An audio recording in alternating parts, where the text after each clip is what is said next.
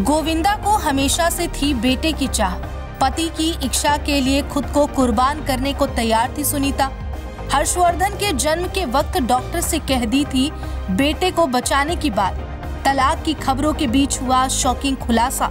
मरते मरते बची थी हीरो नंबर 1 की बीवी सुनीता। जैसा कि हम सभी जानते हैं, इन दिनों गोविंदा और सुनीता आहूजा सोशल मीडिया पर सुर्खियों में छाए हैं। खबरों के मुताबिक बताया जा रहा है कि शादी के 38 साल बाद कपल अपने रास्ते अलग करने वाले हैं। बीते दिन यानी 23 अगस्त को सुनीता और गोविंदा के तलाक को लेकर कई बड़ी अपडेट सामने आई। जहां एक तरफ गोविंदा इन विवादों के बीच देश में ही मौजूद नहीं है, वहीं अभी तक सुनीता का भी कोई रिएक्शन सामने नहीं आया। लेकिन इन्हीं खबरों के बीच सुनीता को लेकर एक चौंका देने वाला किस्सा सामने आया है। बताया जा रहा है कि अपने बेटे के जन्म के दौरान सुनीता ने कई मुश्किलें झेली। उनकी हालत इतनी बिगड़ गई थी कि एक वक्त पर ऐसा हो गया कि वो मौत को छूकर वापस लौटी हैं।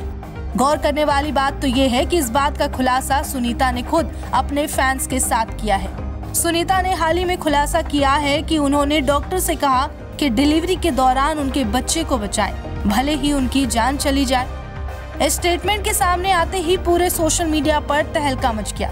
इस बारे में बताते हुए सुनीता ने कहा, जब मैं अपने बेटे यश को जन्म दे रही थी तब मेरा वजन 100 किलो था। क्योंकि मेरा वजन बहुत बढ़ गया था तो मुझे लगा था कि मैं नहीं बचूंगी। मुझे देखकर चीची रोने लगे। उस वक्त सेक्स डिटेक्शन टेस्ट कानूनी थे।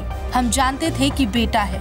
मैंने ड्रामा करते हुए डॉक्टर से कहा कि मेरे पति को बेटा चाहिए, कृपया इस बच्चे को बचा ले। अगर मैं मर भी जाऊं तो कोई बात नहीं। ये सुनकर गोविंदा रोने लगे। ये पल हमारे लिए एक बेहद फिल्मी पल था।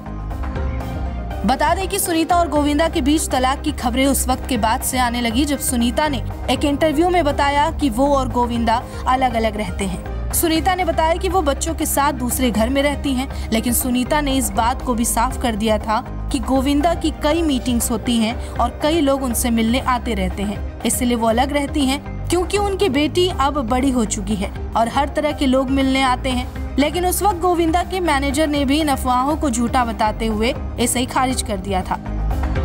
वहीं अब इस बार भी गोविंदा के वकील ने तलाक की खबरों को गलत बताया था और दावा किया है कि दोनों के बीच सब ठीक है और ये सारा मामला पुराना ही है जो एक बार फिर उठाया जा रहा है।